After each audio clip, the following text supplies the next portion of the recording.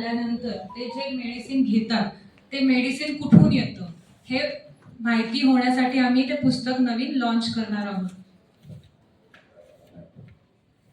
मला अजून या म्हणजे ब्लडचे आजार किंवा रक्ताचे कॅन्सर्स किंवा इव्हन आपण गरोड ह्या भागात हे तज्ज्ञांचं कुठेच उपलब्धता नाही.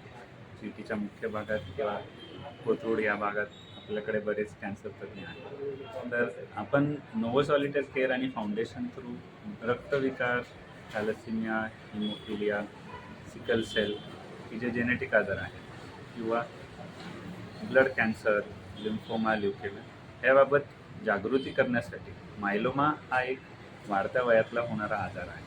त्याच्याबाबत आपण हे होप फॉर मायलोमा त्याचा त्रास काय होतो, आपल्याला कधी मायलोमा होऊ शकतो, काय लक्षणं असतील त्याचे उपचार पद्धती कशा असतील, ते उपचार आपण कोणत्या वयोगटातल्या लोकांना होऊ शकतात, साईड इफेक्ट्स काय असतील, या सोप्या भाषेमध्ये आपण याच्यासाठी जागृतीसाठी आपण हे पुस्तक लिहिलेलं आहे की त्याच्यातून आपण लोकांपर्यंत जास्तीत जास्त हे आजाराबद्दलची माहिती पोचवू शकू आणि ॲक्च्युअल मेडिकल सायन्स बेस्ड माहिती पोचवू शकू, न कुठली आपल्याला अफवा पोचवायची आहे.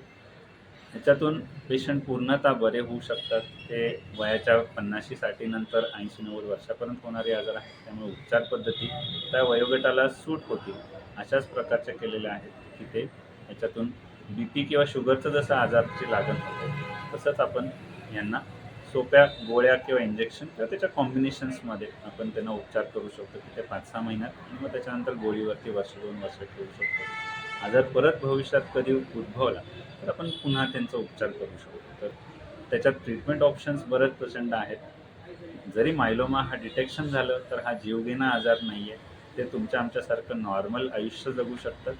कॅन्सरपेक्षा ते इन्फेक्शन किंवा वयामानानुसार जे आजार होतात, हार्ट अटॅक, स्ट्रोक, त्याच्यामुळे ते दगावतात, न की या आजारामुळे. त्यामुळे जरी आपल्याला मायलोमा आपल्या कुणाला झाला आहे हे जरी ऐकव्यास आलं तर ते तेवढं जीवघेणं नाही आहे.